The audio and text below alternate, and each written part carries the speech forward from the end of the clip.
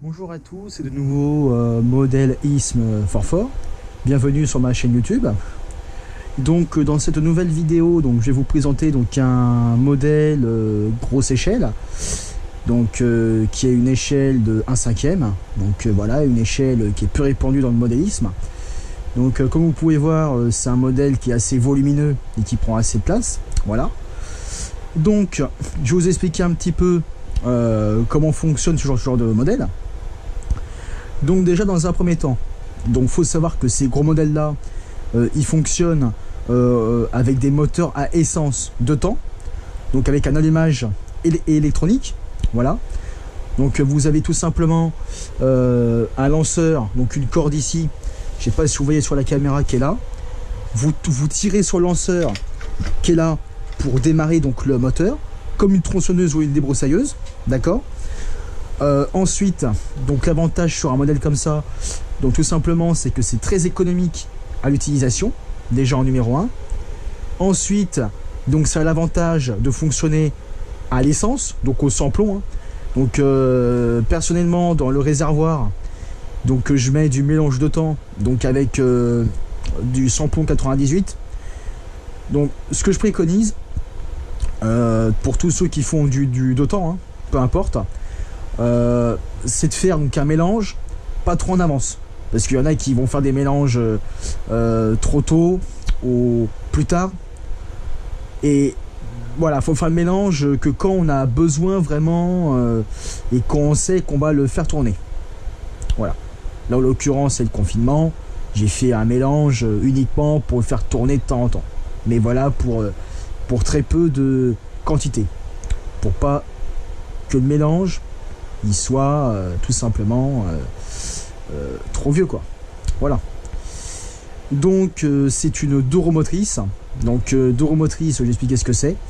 Duromotrice, c'est que les roues motrices, c'est uniquement l'arrière. C'est-à-dire que les roues arrière, d'accord, elles sont entraînées par le moteur, d'accord. Là, jusque-là, je pense que vous avez compris. Les roues sont entraînées par le moteur, et puis en plus de ça, vous avez des suspensions hydrauliques, d'accord, que ce soit à l'avant comme à l'arrière. Vous avez des suspensions qui sont assez voilà. Là, comme sur les petits modèles, vous avez toujours comment dire, les suspensions arrière, voilà, les suspensions avant, toujours pareil. Vous avez le pot d'échappement, vous avez là, comme vous pouvez voir, les freins, voilà. Par contre, ce qui change beaucoup sur ces gros modèles-là, contrairement aux petites échelles, c'est que là, on est sur une motorisation essence. Du coup, le fonctionnement du moteur va être complètement différent par rapport au moteur que je vous ai montré dans la précédente vidéo qui va être publiée pour bientôt, le changement de l'embrayage, que vous avez vu sur le plus petit modèle. C'est des moteurs qui fonctionnent au nitrométhane. Le nitrométhane, c'est un carburant spécial au modèle réduit, au petit moteur de petite cylindrée, parce que ça c'est du 26 cm3, c'est déjà des moteurs plus gros, on peut se permettre de passer en essence, parce que tout simplement en essence on a l'allumage, on a le capteur, on a la bobine haute tension, et on a en plus l'antiparasite qu'on n'a pas sur les plus petits modèles. Voilà, là comme vous pouvez le constater, vous avez l'antiparasite, d'accord, je sais pas si vous pouvez voir, je vais me recaler à la caméra un petit peu, voilà. Là vous avez la pompe d'amorçage qui est juste ici, vous appuyez sur la boule pour pomper l'essence qui est dans le réservoir, comme une débroussailleuse, pareil. Après vous avez le volet du starter ici, ceux qui ont des modèles 1/5, Baja 5B, Baja 5T, Losi, Desert Losi, enfin les modèles qui sont avec des moteurs comme ça, vous avez toujours le starter rouge, le petit levier rouge, la pompe d'amorçage, les 3 vis, et puis le moteur, les Shenyang ou les Zenoa. Voilà. Il faut savoir que sur ces modèles-là, on a principalement des moteurs Shenyang, des moteurs dérivés du Zenoa. C'est des moteurs qu'on retrouve en débroussailleuse, en tronçonneuse et en taille A. Voilà, c'est des moteurs classiques. Au niveau des bougies, là, comme vous pouvez voir, c'est des bougies qu'on trouve partout, Castorama, Leroy Merlin, d'accord. Sur ces gros modèles, le gros avantage par rapport aux plus petits modèles, c'est que nous avons des bougies donc ordinaire, d'accord. On peut mettre des NGK, pour ceux qui connaissent NGK, c'est assez connu. Donc on a uniquement, je vais me rapprocher, on a uniquement donc une bougie ici. Donc là je vais essayer de m'ajuster pour que vous puissiez bien voir. Vous avez une bougie ici, donc standard, d'accord. L'antiparasite, faut pas oublier de le remettre, parce que c'est ça qui alimentera donc la bougie pour les étincelles. Voilà, s'il n'y a pas des étincelles ou d'allumage, ça ne fonctionnera pas. Vous avez ici un interrupteur de coupe-circuit. Alors le coupe-circuit, c'est pour couper le moteur, comme une tronçonneuse, hein, pareil.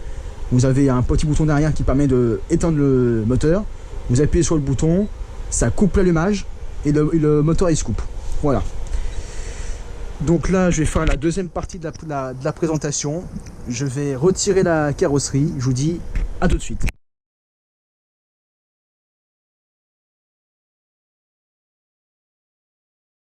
Donc nous voilà dans la deuxième partie donc, de la vidéo.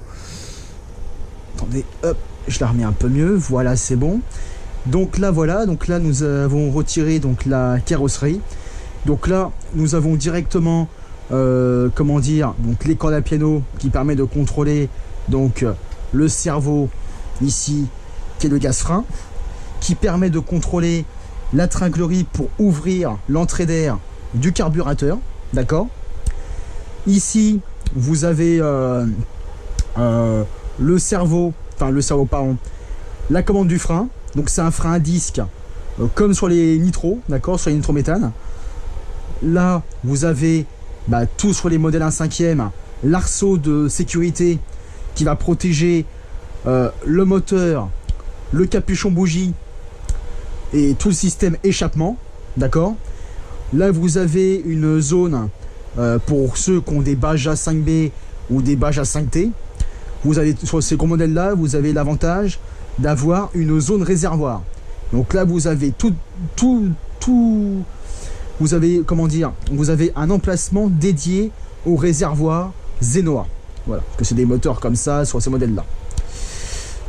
Ensuite, là, donc après, une fois que je vous ai présenté le modèle, on va faire une troisième partie qui va vous expliquer donc, les différents types de batteries de réception, en l'occurrence sur les gros modèles comme ça.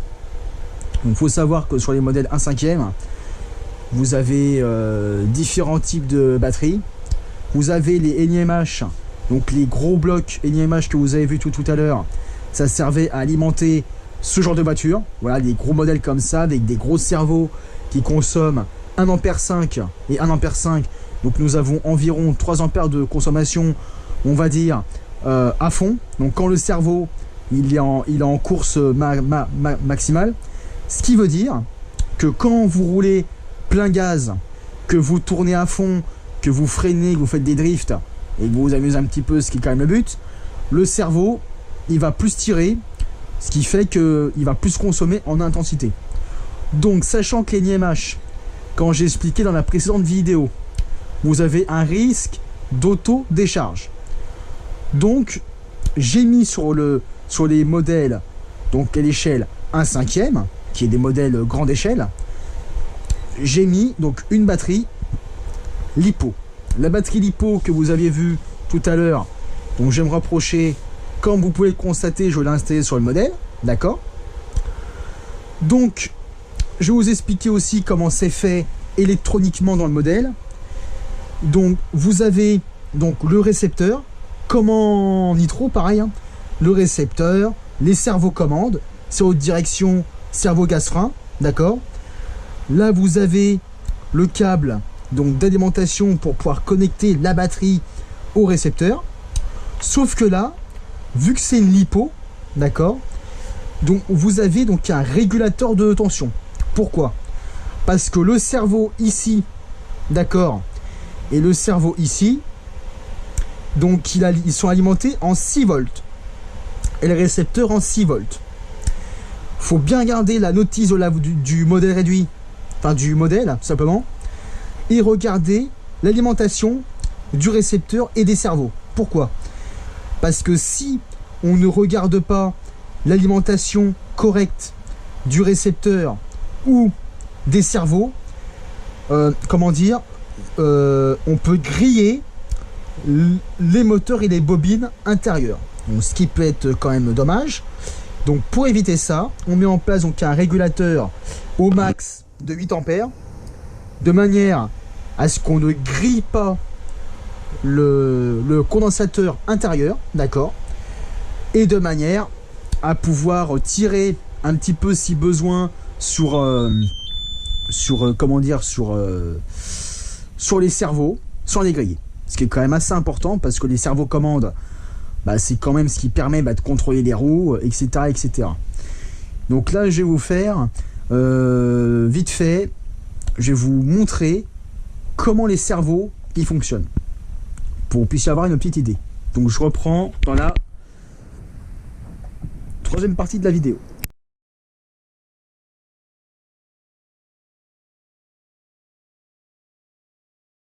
C'est de nouveau moi.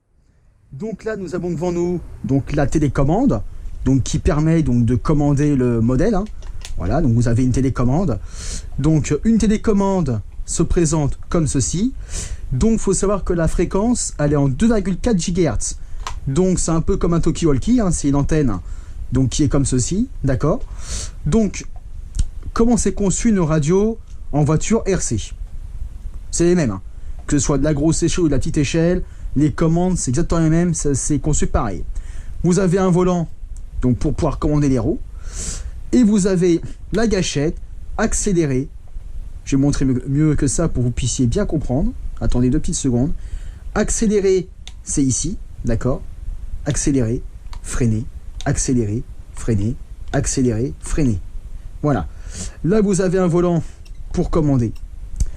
Là, je vais vous expliquer comment on met en route le récepteur d'une voiture télécommandée, d'un modèle réduit. Déjà, la base du modélisme, on allume d'abord l'émetteur, donc la radio, et on allume le récepteur dans un deuxième temps, donc la voiture. Voilà. Là, vous avez entendu les servos, d'accord. Donc là, vous pouvez voir les servos qui bougent, d'accord. Donc là, c'est le servo de direction. Donc vous pouvez voir le débattement du cerveau sur les grosses voitures. Donc c'est quand même du balèze, d'accord. Donc là, vous avez le cerveau de direction qui bouge. Et là, ici, vous avez le cerveau gaz-frein qui fonctionne. Donc juste ici. Voilà. Donc là, comme vous pouvez voir, quand j'accélère l'ouverture du carburateur à fond, donc le moteur tourne à fond. Là, le moteur est au ralenti. Et là, j'actionne le frein. Donc là, j'actionne le disque du frein, tout simplement. Voilà, comme vous pouvez voir, d'accord. Voilà, il y a des mâchoires. Ça bloque le frein et ça permet de freiner le véhicule. Une fois que vous avez fini d'utiliser votre modèle, donc super important, hop, on remet ça en place, voilà. Une fois que vous avez utilisé votre modèle, vous éteignez d'abord le récepteur et vous éteignez ensuite l'émetteur. Pourquoi dans cet ordre-là? Parce que si vous éteignez et si vous allumez d'abord, donc, comment je pourrais dire ça, l'émetteur en premier et que vous éteignez le récepteur après, si vous faites dans cet ordre-là, vous risquez d'endommager l'électronique. Voilà. Parce que l'électronique en réception est assez fragile. Donc pour limiter donc, le dysfonctionnement comment dire, de l'électronique, donc on privilégie tout simplement d'abord d'éteindre le récepteur et après l'émetteur, et d'allumer d'abord l'émetteur et le récepteur ensuite. Voilà. Donc là c'est la partie électronique. Voilà. Donc ce qui est important aussi, et là je vais faire une quatrième partie de la vidéo, parce que je pense que ça peut être intéressant pour vous, c'est de savoir le choix des cerveaux. Pourquoi choisir son cerveau? Et je pense que ceux qui veulent débuter dans la RC, peut-être pas dans les modèles aussi volumineux, mais dans des échelles plus petites, je pense que ça peut en intéresser plus d'un. A tout de suite.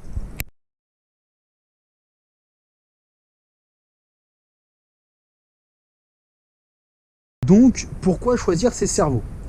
Eh bien, tout simplement, vous avez des cerveaux pour multiples usages. Donc, vous avez des cerveaux donc, à pignon métal ou à pignon plastique. Donc, c'est quoi ce charabia, vous allez me dire. Donc, tout simplement, vous avez donc des pignons métal, vous avez des pignons pas métal, vous avez vraiment différentes sortes de cerveaux et je pense que ça peut être intéressant. Voilà. Donc, quel est l'avantage d'un pignon métal? Alors, tout simplement, les cerveaux pignon métal, donc à l'intérieur des cerveaux, vous avez tout simplement donc des espèces d'engrenages, pour vous expliquer. Vous avez donc un moteur électrique donc, qui tourne, et comme vous aviez vu, les roues, elles ont tourné, comme le volant, d'accord?